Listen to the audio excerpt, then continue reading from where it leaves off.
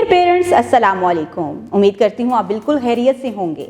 आज आपके बच्चे ने स्कूल में हे से बहुत से नए अल्फाज सीखे, हे की आवाज़ की पहचान की, उसकी बनावट को सीखा, सुना, बोला और फिर पढ़ा। इसके साथ ही साथ हे को लिखना भी सीखा है।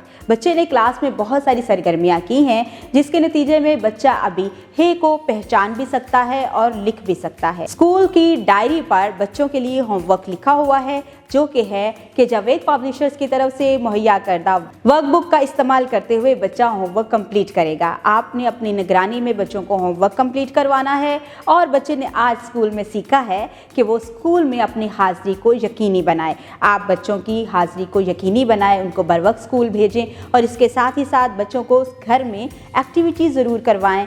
घर में बहुत सी चीज़ें ऐसी हैं जिनके नाम हे से शुरू होते हैं। बच्चों को चीज़ों के नाम बताएं ताकि बच्चे बेहतर तरीके से हे से बनने वाली चीज़ों की पहचान कर सके और फिर वो गिनती करके आपके पास लाएगा कि उसने घर में कितनी ऐसी चीज़ें देखी हैं जिनके नाम हे से शुरू होते हैं।